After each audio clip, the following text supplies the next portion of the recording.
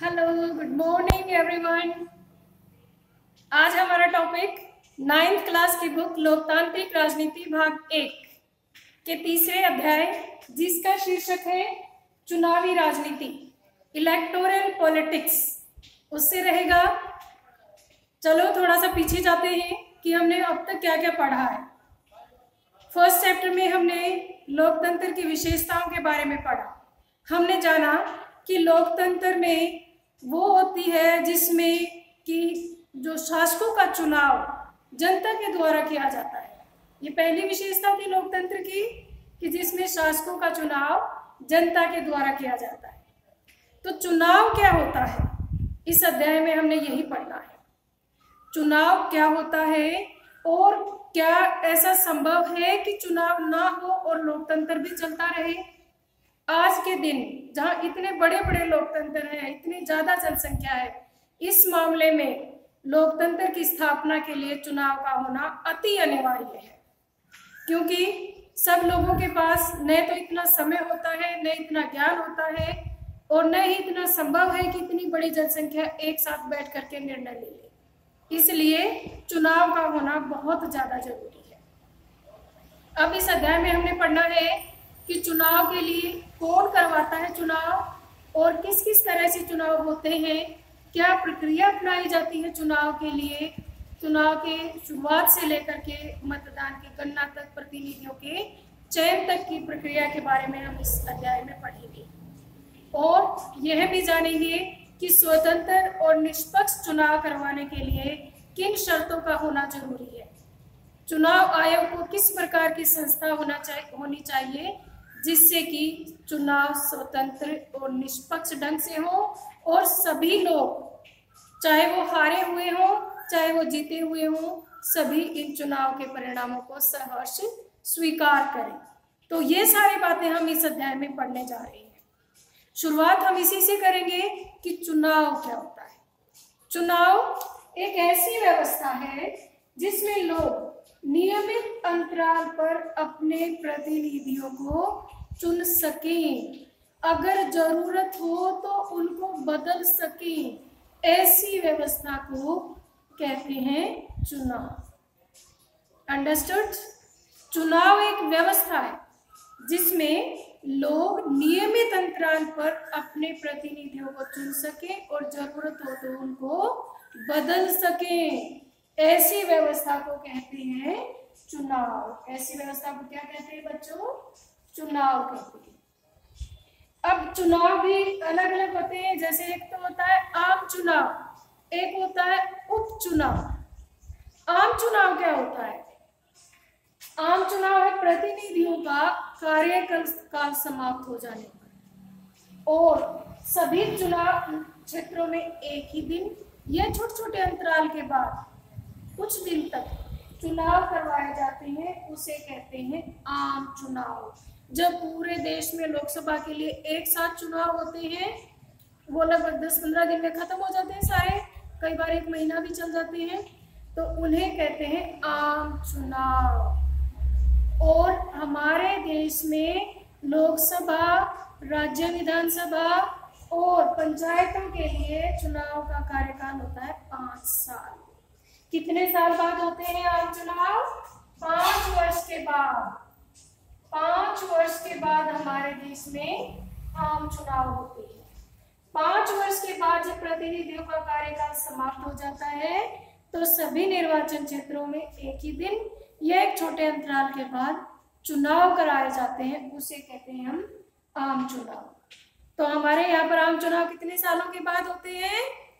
5 years के बाद, 5 साल के बाद हमारे देश में आम चुनाव करवाए जाते हैं। Got it? आगे आता है उपचुनाव। क्या होता है उपचुनाव? जब किसी सदस्य की मृत्यु हो जाती है या वो इस्तीफा दे देता है तो उस खाली स्थान को भरने के लिए चुनाव कराए जाते हैं। उस एक ही जगह पर जहां की सीट खाली हुई है उसी पर चुनाव कराए जाते हैं, उसे कहते हैं उपचुनाव। अंडरस्टूड? उपचुनाव क्या होता है कि किसी उम्मीदवार का, किसी सदस्य की मृत्यु हो जाने पर या इस्तीफा दे जाने पर उस खाली हुई जगह पर जो चुनाव कराए जाते हैं उसे कहते हैं उपचुनाव। जैसे 2018 में या 19 में वहां पर अपने जींद में श्री कृष्ण मिड्ढा, उनके फादर एक्सपायर हो गए थे तो चुनाव करवाए गए थे, उपचुनाव कहा गया उन्हें। Okay, got it. अब एक छोटी सी बात आती है, कई बार यह भी पूछ लिया जाता है प्रत्यक्ष और अप्रत्यक्ष चुनाव। प्रत्यक्ष तो बच्चों ये होता है कि डायरेक्टली हम चुनते हैं किसी को, जैसे हम मतदाता किसी उम्मीदवार के लिए वोट डालने जाता है, सीधे तौर पर वो उस उम्मीदवार के नाम को भी जानता है, उसके चुनाव चिन्ह को भी जानता है। ये तो होते हैं प्रत्यक्ष चुनाव। और एक होते हैं अप्रत्यक्ष चुनाव, जिसमें हम उम्मीदवार को डायरेक्ट रूप से नहीं जानते, हमारे द्वारा जो चुने हुए प्रतिनिधि हैं वो आगे उसको चुनते हैं, उसे कहते हैं अप्रत्यक्ष चुनाव। अंडरस्टूड। एक और बात बता दूं मैं आपको इसके साथ साथ, प्रत्यक्ष लोकतंत्र और अप्रत्यक्ष लोकतंत्र भी होता है। प्रत्यक्ष लोकतंत्र तो वो होता है जिसमें सारे बैठ के एक जगह बैठ के निर्णय लेते हैं। जैसे आपकी क्लास में आप सारे बैठे हो और अगर मान लो कि हमें एनुअल फंक्शन करना है, उसके लिए मैं सबको बोल दूं भाई सलाह मशवरा करके बताओ कि कैसे कैसे क्या क्या एक्टिविटी हमने करनी है, तो ये तो हो गया प्रत्यक्ष। ठीक है, प्रत्यक्ष लोकतंत्र। एक होता है अप्रत्यक्ष लोकतंत्र। मान लो कि पूरे स्कूल की कोई एक्टिविटी करनी है तो संभव ही नहीं है कि 1000-2000 बच्चों को एक साथ बैठा करके निर्णय ले लें, तो फिर हम क्या करेंगे, मॉनिटर्स को बुला लेंगे और वो मॉनिटर उन बच्चों के लिए निर्णय लेंगे। तो ये हो गया अप्रत्यक्ष लोकतंत्र। आई होप बहुत अच्छे से समझ में आ गया होगा आपको। कई बार बीच बीच में थोड़ा बहुत आपको इन बातों की जानकारी होनी चाहिए। प्रत्यक्ष लोकतंत्र क्या है, जिसमें सभी लोग आमने सामने बैठ करके निर्णय लेते हैं, जो आज के दिन संभव नहीं है क्योंकि जनसंख्या बहुत ज्यादा बढ़ गई है। ये बहुत पहले प्राचीन यूनान में ये होता था।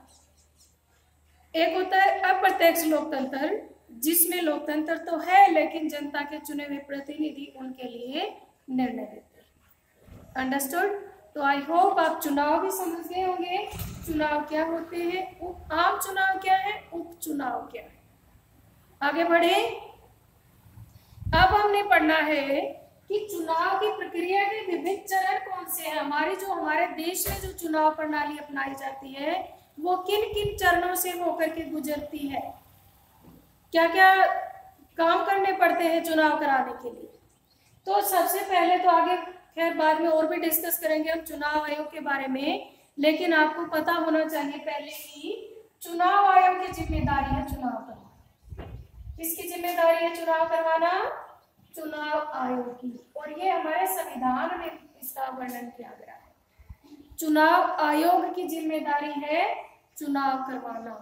चुनाव से संबंधित जितने भी काम होते हैं सारे चुनाव आयोग करता है। Got it. तो क्या क्या काम करता है चुनाव आयोग, क्या क्या प्रणाली है चुनाव की हमारे देश में। सबसे पहले है निर्वाचन क्षेत्रों का निर्धारण। तो निर्वाचन क्षेत्र क्या होता है बच्चों, ये समझिए। चुनाव के उद्देश्य से देश को अनेक क्षेत्रों में बांट दिया जाता है, उसे कहते हैं निर्वाचन क्षेत्र। चुनाव के उद्देश्य से देश को विभिन्न क्षेत्रों में बांट दिया जाता है, उसे कहते हैं निर्वाचन क्षेत्र। अगर मैं लोकसभा चुनाव की बात करूं तो वर्तमान में 543 है सीटें लोकसभा की। तो पूरे भारत देश को 543 एरिया में बांट दिया जाता है, 543 निर्वाचन क्षेत्र बना दिए जाएंगे। अगर मैं सिर्फ हरियाणा राज्य विधानसभा की बात करूं तो हरियाणा राज्य की विधानसभा में 90 सीटें हैं। अगर हरियाणा में चुनाव होते हैं, हरियाणा विधानसभा के अगर चुनाव होते हैं तो पूरे हरियाणा को कितने क्षेत्रों में बांटेंगे हम, 90 क्षेत्रों में बांटेंगे। और उन क्षेत्रों को हम क्या कहेंगे, निर्वाचन क्षेत्र। और हर निर्वाचन क्षेत्र से एक उम्मीदवार चुनाव जीत करके आएगा। Got it. क्या होता है निर्वाचन क्षेत्र, चुनाव के उद्देश्य से देश में चुनाव हो रहे हैं तो देश को, राज्य में चुनाव हो रहे हैं तो राज्य को छोटे छोटे निर्वाचन क्षेत्रों में बांट दिया जाता है। और ये मतलब ये अंदाजे से बांट दिया जाता है कि प्रत्येक निर्वाचन क्षेत्र में मतदाताओं की संख्या लगभग बराबर हो। इस हिसाब से बांटा जाता है पूरे क्षेत्र को। इस हिसाब से निर्वाचन क्षेत्र बनाए जाते हैं कि प्रत्येक निर्वाचन क्षेत्र में मतदाताओं की संख्या लगभग बराबर हो। उदाहरण के तौर पर जैसे मैं अगर आपको सोनीपत जिले की ही बताऊं, जब हमारे यहाँ पर चुनाव हुए थे अभी 2019 में लोकसभा के चुनाव भी हुए, फिर राज्य विधानसभा के चुनाव भी हुए। राज्य विधानसभा के चुनाव की अगर हम बात करते हैं तो अकेले सोनीपत को ही 4-5 हलकों में बांटा हुआ था। हल्के भी कहते हैं हम इनको, निर्वाचन क्षेत्रों को हल्का भी कहते हैं, जैसे राय ब्लॉक भी कहते हैं, जैसे Rai block, Sonipat block, Gannaur block, Khargoda block, Mundlana block, ऐसे ही कई सारे ब्लॉक में बांट दिया जाता है। ऐसे पूरे हरियाणा को 90 ब्लॉक में बांट दिया गया, 90 निर्वाचन क्षेत्रों में बांट दिया गया। तो ये था हमारा निर्वाचन क्षेत्रों का निर्धारण। उम्मीद करती हूँ आपको समझ आ गया होगा कि चुनाव के उद्देश्य से पूरे राज्य को छोटे छोटे क्षेत्रों में बांट दिया जाता है, उसे कहते हैं निर्वाचन क्षेत्र। जैसे लोकसभा चुनाव के लिए पूरे देश को 543 निर्वाचन क्षेत्रों में बांटा जाता है, और अगर हम हरियाणा विधानसभा चुनाव की बात करें तो पूरे हरियाणा को 90 विधानसभा क्षेत्रों में बांट दिया जाता है। ओके, आगे चलते हैं। दूसरा क्या पद्धति अपनाएंगे? दूसरा चरण क्या होगा? दूसरा चरण होगा हमारा आरक्षित निर्वाचन क्षेत्रों की व्यवस्था। आपको पता है कि हमारे देश में बहुत ज्यादा विविधता है, हमारे देश में जाति के आधार पर बहुत ज्यादा विविधता है। जैसे अगर कई जो वर्ग हैं वो तो बहुत ज्यादा पिछड़े हुए हैं, तो हमारे संविधान निर्माताओं ने सोचा कि अगर ये ऊंचे तबके के लोगों के साथ राजनीति करना चाहेंगे तो इनका तो कभी नंबर ही नहीं आएगा और इन लोगों तक तो राजनीति कभी पहुंच ही नहीं पाएगी। तो इसलिए क्या प्रावधान किया कि कमजोर वर्गों को लोकसभा और राज्य विधानसभाओं में प्रतिनिधित्व देने के लिए अनुसूचित जाति और अनुसूचित जनजातियों के लिए स्थानों का आरक्षण किया गया। अंडरस्टूड? कमजोर वर्गों को लोकसभा और राज्य विधानसभाओं में प्रतिनिधित्व देने के लिए स्थानों का आरक्षण किया गया। अगर अब हम लोकसभा के में आरक्षण की बात करें तो अनुसूचित जाति के 84 सदस्य 84 स्थान आरक्षित हैं और अनुसूचित जनजाति के 47 स्थान आरक्षित हैं, और ये वहीं पर आरक्षित किए गए हैं जहां पर ये जनजातियां या जातियां ज्यादा हैं। पूरे देश में अलग अलग जगहों पर इस तरह से आरक्षण की व्यवस्था की गई है। जैसे हरियाणा लोकसभा में बात करें तो 10 में से 2 स्थान आरक्षित किए गए। अंडरस्टैंड? तो ये थी हमारे, अब कई बार पूछ लिया जाता है कि लोकसभा में अनुसूचित जाति के लिए कितने स्थानों का आरक्षण किया गया है? 84। और अनुसूचित जनजाति के लिए कितने स्थानों का आरक्षण किया गया है? 47। ये लोकसभा में जो स्थानों का आरक्षण किया गया है उसकी बात कर रहे हैं हम, ताकि इन जनजातियों को, इन जातियों को भी उचित प्रतिनिधित्व मिल सके, इसलिए आरक्षण दिया गया। थर्ड प्रक्रिया क्या है? मतदाता सूची तैयार करना। पहले से ही चुनाव होने वाले होते हैं, उससे पहले ही, काफी पहले मतदाता सूची तैयार कर ली जाती है, वोटर लिस्ट तैयार कर ली जाती है। वोटर लिस्ट भी इसे कहते हैं। तो इसके नवीनीकरण किया जाता है मतदाता सूचियों का। तो कोई पूछ ले कि नवीनीकरण क्या जरूरत है? एक बार मतदाता लिस्ट बन तो गई, वो जरूरी है। हो सकता है कि कुछ मतदाता इस स्थान को छोड़ के दूसरी जगह पे चले गए हों, हो सकता है किसी की मृत्यु हो गई हो, और ये भी है कि और नए मतदाता जिनकी 18 साल उम्र हो गई है वो भी मतदान के लिए रेडी है अब, तो उनको भी मतदाता सूची में नाम चाहिए। तो इसलिए मतदाता सूची का तैयार की जाती है, उसका नवीनीकरण किया जाता है। और अगर कोई किसी की मृत्यु हो गई है या वो स्थान छोड़कर चला गया है तो उसको उस लिस्ट से निकाल दिया जाता है। और जिन लोगों की उम्र 18 साल हो गई है उन्हें मतदाता सूची में जगह दे दी जाती है। अंडरस्टूड? क्योंकि मतदान के दिन वही मतदाता मत डाल सकता है जिसका मतदाता सूची में नाम होता है। ओके, अगली प्रक्रिया है बच्चों उम्मीदवारों का नामांकन।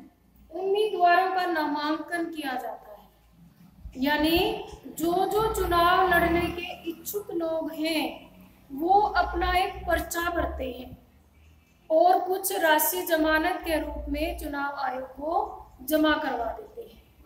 और उस पर्चे में वो अपनी सारी बातें भरते हैं, उनके कितने परिवार के सदस्य हैं, उनकी प्रॉपर्टी कितनी है, वो कितने पढ़े लिखे हैं, उनके खिलाफ कोई आपराधिक मामला तो नहीं है, उनके खिलाफ कोई केस तो नहीं चल रहा, कोई मुकदमा तो नहीं चल रहा। ये सारी बातें उम्मीदवार को उस पर्चे में भरनी होती है। और फिर ये 2-3 दिन का टाइम दिया जाता है।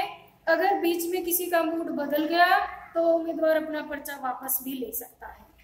और फिर एक निर्धारित तिथि के बाद सारे जितने भी वो पर्चे भरे उम्मीदवारों ने उनकी छानबीन की जाती है।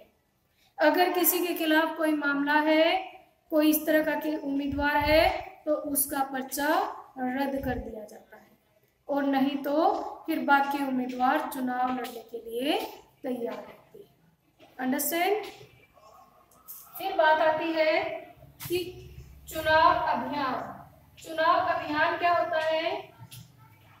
उम्मीदवारों की जिस दिन अंतिम लिस्ट लग जाती है, पर्चे भर दिए उम्मीदवारों ने, उनकी छटनी भी हो गई और चुनाव आयोग ने भी उन्हें स्वीकृति दे दी चुनाव लड़ने के लिए, तो उस अंतिम तिथि से लेकर के मतदान के दिन तक लगभग 2 हफ्ते का समय उम्मीदवारों को अपने चुनाव रैलियां करने के लिए, अपनी वोट मांगने के लिए दे दिया जाता है। इस दौरान उम्मीदवार ज्यादा से ज्यादा लोगों के संपर्क में जाते हैं, अपने लिए वोट मांगते हैं और उसमें वो तरह तरह के चुनावी वादे भी करते हैं। जैसे चुनाव के दौरान आपने सुना होगा लाउड स्पीकर वगैरह लगा के घूमते रहते हैं उम्मीदवार के जो समर्थक हैं। जैसे कि कभी आपने सुना होगा लड़कियों की शिक्षा मुफ्त कर दी जाएगी, लड़कियों को स्कूटी दे दी जाएगी और वृद्धावस्था पेंशन दुगनी कर दी जाएगी, किसानों के ऋण माफ किए जाएंगे, बिजली के जो दरों है वो उनमें कटौती की जाएगी, रोजगार के अवसर बढ़ाए जाएंगे। इस तरह की आम बातें हैं जो आपको चुनाव के दिनों में सुनने को मिल जाती हैं। तो इन 2 हफ्तों में चुनाव में जो उम्मीदवार खड़ा है वो जम करके अपनी चुनाव अभियान को चलाता है और मतदाताओं को अपने पक्ष में मतदान करने के लिए राजी करता है, उन्हें प्रलोभन देता है। अंडरस्टूड? तो फिर बात आती है कि क्या क्या नहीं कर सकते वो इस दौरान, उम्मीदवार या पार्टी क्या क्या काम नहीं कर सकते। पहली बात तो वो मतदाताओं को लोभ लालच नहीं दे सकते। अगर किसी का यूं पता चल गया कि वो खरीद रहा वोटों को तो उसका चुनाव रद्द कर दिया जा सकता है। तो क्या क्या बातें नहीं कर सकते चुनाव अभियान के दौरान उम्मीदवार? सबसे पहले मतदाताओं को प्रलोभन नहीं दे सकते, लालच नहीं दे सकते, डरा धमका नहीं सकते। दूसरी बात, वे जाति या धर्म के नाम पर वोट नहीं मांग सकते। जाति धर्म के नाम पर कोई भी उम्मीदवार किसी से भी वोट नहीं मांग सकता, मनाही है, क्योंकि इससे जातीयता की भावना भड़कती है, देश की एकता को खतरा होता है। तीसरी बात है, सरकारी संसाधनों का इस्तेमाल नहीं कर सकते, चाहे कोई पार्टी सत्ता में है चाहे कोई पार्टी सत्ता में नहीं है, वो सरकारी मशीनरी का प्रयोग नहीं कर सकते ताकि सभी उम्मीदवारों को समान अधिकार दिए जाए, इसलिए नहीं कर सकते वो। नेक्स्ट, और क्या नहीं कर सकते? धन का दुरुपयोग। एक निश्चित सीमा है धन खर्च करने की, उस सीमा से ज्यादा उम्मीदवार धन का खर्च नहीं कर सकते हैं।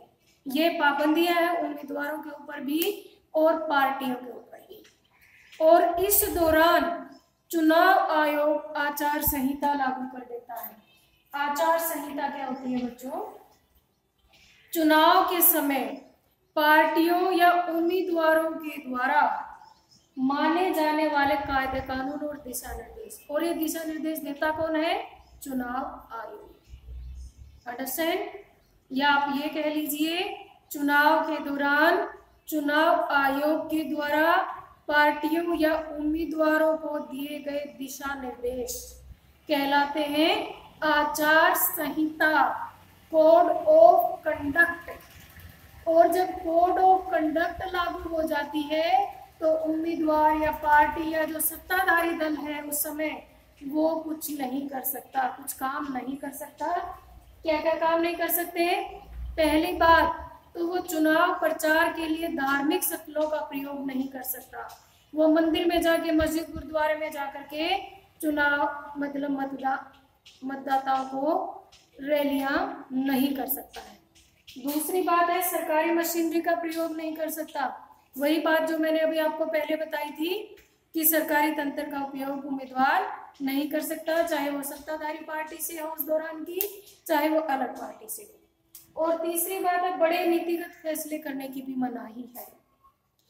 जब आचार संहिता लग जाती है तो कोई भी बड़ी नौकरी के लिए, जैसे इंटरव्यू वगैरह है या नौकरी के लिए आवेदन वगैरह नहीं मांग सकते, किसी भी बड़ी बिल्डिंग का, सार्वजनिक स्थलों का शिलान्यास नहीं कर सकते, उद्घाटन नहीं कर सकते, कोई भी बड़े नीतिगत फैसले इस दौरान नहीं लिए जा सकते, क्योंकि इस दौरान अगर वो नीतिगत फैसले लेंगे तो इसका सीधा सीधा असर मतदाताओं पर पड़ेगा और इससे सही और स्वतंत्र और निष्पक्ष चुनाव नहीं हो।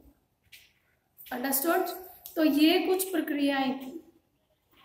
अब चुनाव अभियान भी हो गया, तो मतदान के 24 घंटे पहले उम्मीदवारों को चुनाव अभियान रोक देना पड़ता है। आपने देखा होगा कि कल अगर चुनाव होने हैं, मतदान होने हैं, तो आज से स्पीकर की आवाज काफी कम हो जाती है, नहीं तो फिर उनके खिलाफ आचार संहिता का उल्लंघन का केस लग जाता है, उनकी जो उम्मीदवारी है वो रद्द कर दी जा सकती है। इस दौरान चुनाव आयोग बहुत ही एक स्ट्रॉन्ग, शक्तिशाली संस्था बन जाता है। Okay, understood? तो भाई मतदान हो गया, फिर इसके बाद क्या होगा? चुनाव अभियान के बाद क्या होता है? मतदान। नेक्स्ट पॉइंट हमारा क्या रहेगा? मतदान, और फिर रहेगी मतगणना। तो एक निर्धारित तिथि को किसी भी सार्वजनिक जगह पर, जैसे आपने अपने स्कूल में देखा होगा, booth number 4, booth number 5, BLO का नाम वो लिखा होता है ना, मतदान केंद्र संख्या वो सब लिखी होती है दीवारों पर। तो मतदान के दिन निश्चित तिथि को सभी मतदाता अपने अपने वोट करने के लिए जाते हैं, और उस जहां पर वो मतदान करते हैं, फिलहाल तो इलेक्ट्रॉनिक वोटिंग मशीन के द्वारा मतदान होता है।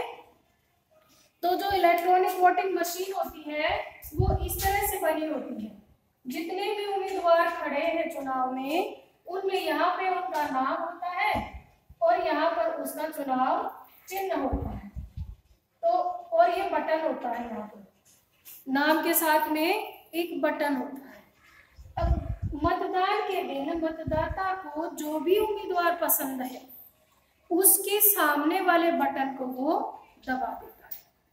तो इस तरह से उस उम्मीदवार के खाते में उस मतदाता की वोट चली जाती है। और अनपढ़ मतदाता है जो नाम नहीं पढ़ सकते, तो वो चुनाव चिन्ह भी वहीं पर होता है उनका, तो चुनाव चिन्ह देख करके मतदान कर देते हैं। जैसे कि मान लो मुझे कांग्रेस को मतदान करना है तो कांग्रेस का हाथ का पंजा होता है चुनाव चिन्ह, बीजेपी को मतदान करना है तो कमल का फूल होता है चुनाव चिन्ह, और अगर जैसे हरियाणा में जेजेपी एक नई पार्टी, क्षेत्रीय पार्टी बनी है, उसका चुनाव चिन्ह चप्पल है। ऐसे ही बसपा का चुनाव चिन्ह हाथी है। तो अनपढ़ मतदाताओं के लिए ये किया गया है कि उनको कोई दिक्कत ना हो, चुनाव चिन्ह भी होता है, उम्मीदवार का नाम भी होता है, और मतदान के दिन मतदाता अपनी वोट डालने के लिए मतदान केंद्र पर जाता है और अपने पसंद के उम्मीदवार के सामने वाले निशान पर उसको जो मशीन के बटन को दबा देता है, प्रेस कर देता है। तो इस तरह से पूरे देश में, पूरे क्षेत्र में मतदान की प्रक्रिया समाप्त हो जाती है। उन इलेक्ट्रॉनिक वोटिंग मशीन को सील करके एक बड़ी कस्टडी में एक जगह पर रख दिया। जब सारी जगहों पर मतदान हो लेता है तो फिर एक निश्चित तिथि को, जो पहले से ही निर्धारित होती है, उस निश्चित तिथि को मतगणना होती है। और वो उस मतगणना में भी सभी जितनी भी पार्टियां, जो भी उम्मीदवार चुनाव लड़ रहे हैं, सबके कोई ना कोई प्रतिनिधि वहां पर उपस्थित होते हैं और सभी के उसमें मतगणना कर दी जाती है।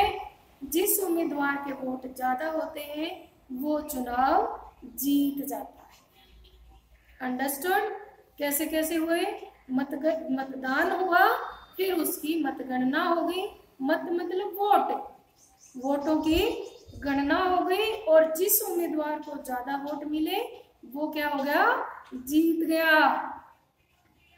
जिस उम्मीदवार को ज्यादा वोट मिले वो जीत गया। जैसे अभी विधानसभा चुनाव की हम बात करें तो राय हलके में कौन जीता था? मोहनलाल बड़ोली। अंडरस्टूड? तो समझ गए होंगे आप अपने बिल्कुल आसपास देखते हैं, ये सारी चीजें महसूस करते हैं। अगर कुछ थोड़ी बहुत बातें आपके समझ में नहीं आ रही और आपके प्रश्न हैं तो आप अपने बड़े बुजुर्गों से, अपने माता पिता से भी मतदान की प्रक्रिया के बारे में पूछ सकते हैं, मशवरा कर सकते हैं। ओके, आज हमने इतना ही पढ़ना है। आज का आपका काम है चुनाव, उपचुनाव, आम चुनाव। ओके, और उसके साथ साथ ये चुनाव की पूरी प्रक्रिया इसी सीक्वेंस में, इसी क्रम से आपने करनी है, जिस क्रम से मैंने आपको पढ़ाया है। तो मैंने आपको इस प्रक्रिया के कितने पॉइंट पढ़ाए हैं? 7 पॉइंट पढ़ाए। ठीक है, तो ये 7 पॉइंट आपने एक्सप्लेनेशन के साथ अपने कॉपी में लिखने हैं। इसमें आपका प्रश्न बनेगा चुनाव आयोग के कार्य लिखें, ये भी आ सकता है। चुनाव की प्रक्रिया लिखें भारत में, ये भी आ सकता है। ठीक है, कि भारत में चुनाव किन किन चरणों से होकर गुजरता है, ये भी आ सकता है। ओके, आई होप आप बहुत अच्छे से समझ गए होंगे। बच्चों, इस काम को करना है, बहुत इंपॉर्टेंट है ये। और अपने आसपास डिस्कस करो इन चीजों के बारे में। और एक होमवर्क देती हूँ मैं आपको आज का, अपनी ग्राम पंचायत में कब चुनाव हुए थे, कौन सरपंच है और कौन मेंबर है, इनकी एक लिस्ट बनानी है आपने। ठीक है, तो 2-4 पॉइंट मैं आपको बता देती हूँ आपने क्या क्या लिखने हैं उसमें। पहला लिखना है ग्राम पंचायत का नाम, ग्राम पंचायत का नाम। ठीक है, यानी कि अपने गांव का नाम लिखना है इसमें।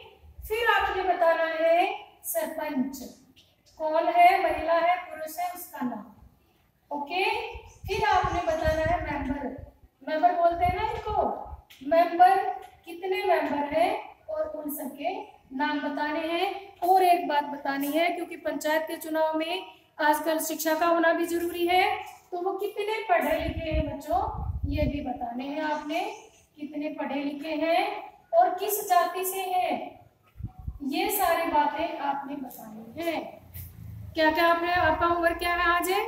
ग्राम पंचायत का नाम यानी कि आपके गांव का नाम, सरपंच का नाम, मेंबर का नाम, जितने भी मेंबर हैं आपके पंचायत में, और अपने मम्मी पापा की हेल्प ले सकते हैं आप, और वो कितने कितने पढ़े लिखे हैं, महिला है कि पुरुष है, और किस जाति से संबंधित है, क्योंकि आगे हम ये भी पढ़ेंगे कि आरक्षण कैसे कैसे दिया गया है। ठीक है, ओके, आई होप आप बहुत क्यूरियोसिटी के साथ सुन रहे हैं और बहुत ही अच्छे से आप इसको समझ भी रहे हैं और इस काम को आप करेंगे। Okay, thank you, all the best.